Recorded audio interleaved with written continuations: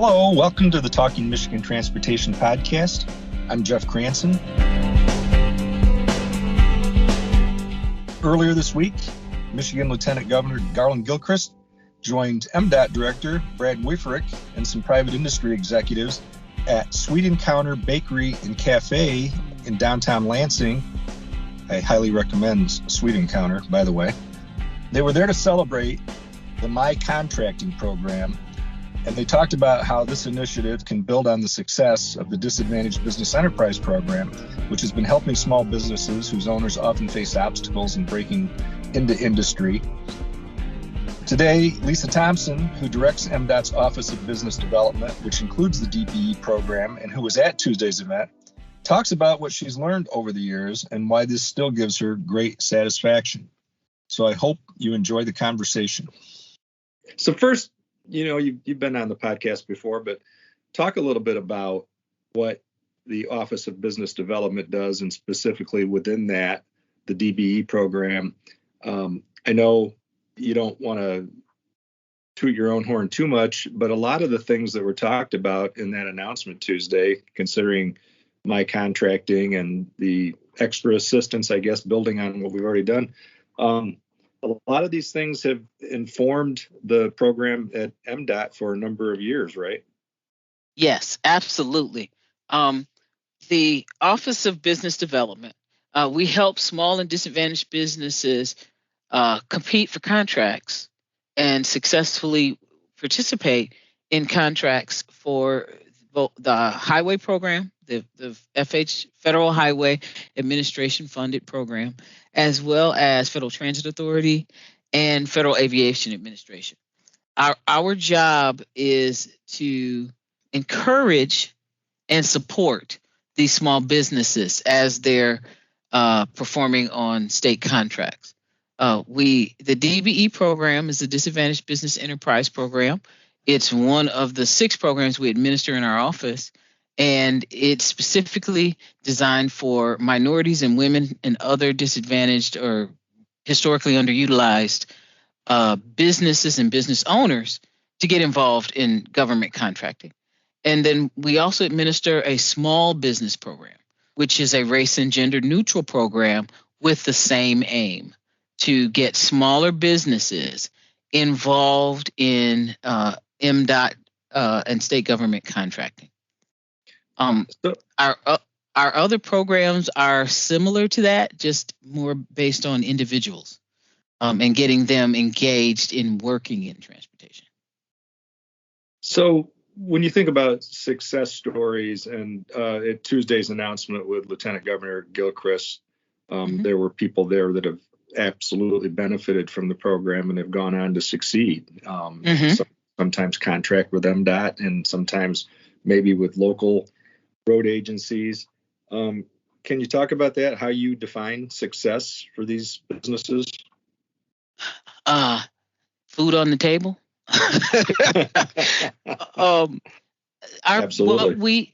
What we do is we honestly believe that small businesses drive the economy of Michigan, and we work to help those businesses improve their bottom line, understand their business management and development. They know how to do their work. So the engineers know how to build stuff. The carpenters know how to work with their hands, and they do amazing work.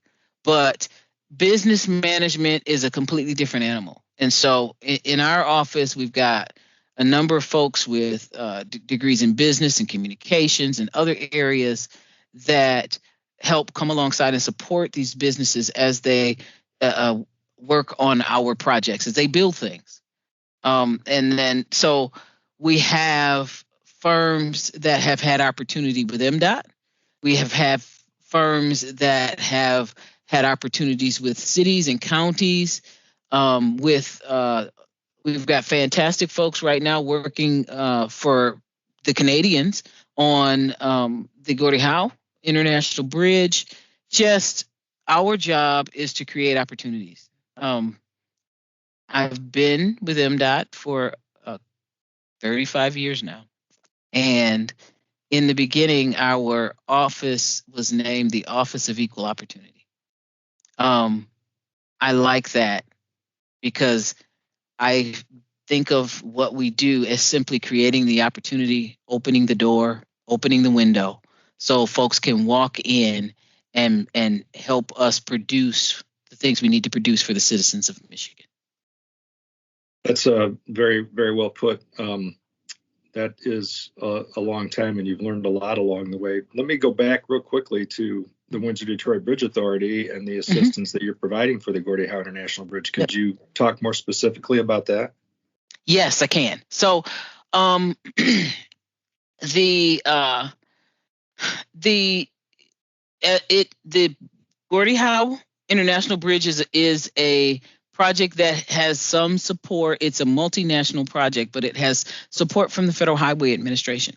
So when that happens, we have to meet all the laws and regulations associated with federal funding. And that is where office has come in. So we have provided assistance to the companies that they have hired. We have provided, we have a program that we provide called the Bonding Education Program. And it's something that we're going to wrap into my contracting, which is a support program around Michigan businesses. But that program helps our businesses understand all the financial implications of being a business owner. It specifically connects companies with lenders and bonding agents that use and support and lend to small businesses. And it talks to them about all the things they need to do to get prepared. So several of the companies working on the Gordie Howe International Bridge right now have come through the Bonding and Education Program, and their work on the GIB, which is what we call it, their work on the GIB is their first government contracting. And they were able to do that and do it successfully because of our office's support and helping them understand the difference between working for government and working for the private sector. We've got a supplier who is doing so well that he not only is working in Michigan, he's got a couple of contracts in New York now. And this is a gentleman who'd never worked in the government space, but they build and develop. They build metal. They manufacture metal. I'm not an engineer, so this is about to go off the rails a little bit. But, in my mind, I'm thinking they make the railings you hold on to that go across the bridge. Which are pretty important. Which are very important, yes. And it's magnificent that such a large undertaking has been able to right-size their contracts for this small business to succeed. And I think that's something that government needs to do more of, because we are supporting all citizens in Michigan. We know that small businesses drive the economy. We know that small businesses hire more people than the large businesses combined. So what they were able to successfully do on the Gordie Howe is make the contracts so that the company could do them and fulfill them, and then do another contract of the same size, and then do an increase so that the small business could appropriately supply this huge endeavor and be successful and deliver a great product. And so that's the kind of thing that I'm hoping for MDOT and then all of state government is that we help drive the increased engagement of small businesses in our work. So we talk about how working with the Canadians on this project is can be challenging. We speak the same language, but in some ways we don't. And yes, Canadians have their own version of these kinds of programs, obviously. But it sounds like the WDBA has been very amenable to the things that you've helped them understand, and why Michigan and the Federal Highway Administration have their own ways of doing things. So has that been challenging at times? Yes, it has. Because you're right. We speak the same language, but we don't realize that sometimes we're speaking over each other. We're saying the same words. We had to delve into actually defining terms that, and generally it's something you do with technical terms. But when we were working with another country, we had to do it with some terms that were non-technical because our meaning of equal employment opportunity and their meaning of equal employment opportunity is very different. And it helped us to make better agreements. As I've been working on other projects like I-375 through downtown Detroit, the work with the Gordie Howe said to me, I said to them, define every contract requirement, not just the technical ones. So if the contract requirement is hiring apprentices, define hiring and define apprentices and make it very clear what you're trying to do. But once we got over that hump, yes, they were very amenable to including small businesses and supporting the effort for small businesses and supporting the effort for hiring locally based workers as well. We will continue the conversation right after a quick break. Hey, did you see that sign on the side of the road? What about those workers? Are you even paying attention to how you're driving? Work zone awareness takes all of us. So now that you've mentioned 375, let's talk about that for a minute, because that what you do and what your team does is very integral, vital to the overall mission behind that project and what the community wants to see coming out of it. So could you talk a little bit about that and what you're doing to help with those opportunities? Yep. So we've been involved from the beginning, from the development of the procurement process, the procurement type. We were on the committee that helped to select what we call a progressive design build, which is something that MDOT is just doing. This will be the second project that uses that process. And we chose it because it provides a ton of flexibility in how you develop and engage different parts of the work. So it allows us to have a goal around small and disadvantaged businesses being engaged during what we call pre-construction phase. So when you're designing what the project looks like, as you're filling in what the lighting scheme is, all of those kinds of things before any dirt flies. We're engaged with that. We've got small business, disadvantaged businesses. We've got a mentor-protégé program where businesses who aren't familiar with working for MDOT get the chance to work under an experienced business and learn the MDOT way of doing things. Again, these protégés, they've got the engineering degrees, the surveys degrees, the architecture. They've got all of the skill set. They're learning government and they're learning how to successfully contract with us. So we've got a program with that. But we're also going to do the same thing when the dirt flies, which will be a year or two from now. When the dirt flies, we're able to, I'm hoping, model the same successful model that's been used on the Gordie Howe, where the packages, the requests for work, the packages is what we call them, where they're small, they're appropriately sized, they're timed, and small businesses are informed so they can get engaged. I think with programs like this, there's always a thought that it's a handout, and it's never been and never will be a handout. It's an opportunity for good quality work. It's an opportunity to contribute. It's an opportunity to participate as a taxpayer in the government that you support. And wholeheartedly, I enjoy my work because of that. Yeah, I really appreciate your commitment and your passion to the causes, and we talked about this on Tuesday, and we could talk about it forever probably.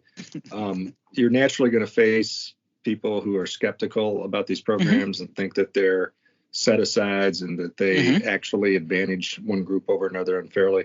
But it's kind of like, instead of looking at things as trickle down from the top, it's like building from the bottom up, right? Lifting the boats by creating more opportunities, which is better for all of us. It's better for society, right? Yes, and that's statistics. That's just statistically proven by folks smarter than me. It's very clear that as you grow and develop local businesses, as you empower individuals in the communities where we're doing work, we do better work. We create better products, and we have more support and engagement. It's not the fastest way to get these things done, but I think it's the best way, and I think overall it's a more efficient way of getting it done if you define efficiency by the result. So it's and in all honesty, I welcome talking to anybody about their concerns about this program or what we do. It's a small percentage of the overall work. Our goal right now is 9%, and that's easy math. That means 91% of all the work goes to whoever. But this 9% we're trying to get businesses started who have historically not been able to get started in government contracting. And it's a win for the government. Better prices, better pricing, more competition. It's all the things that make us as a department more efficient. So I'm guessing growing up in Battle Creek, as you were thinking about your career, it probably, you never envisioned doing something like this, right? No, not at all. Transportation was not on my radar. Yeah. So talk about what the changes you've seen in 35 years. I mean, different presidencies, which means different heads at the Federal Highway Administration, different philosophies, different governors here. Yep. Yeah. Yes. So, and you've kept your optimism. You've butted up against a lot of obstacles, I'm sure, over the years. So talk about that.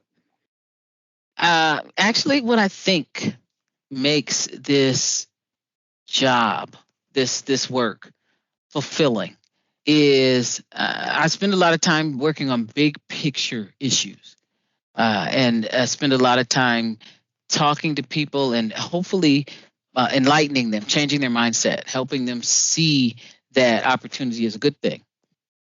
It's not what sustains me.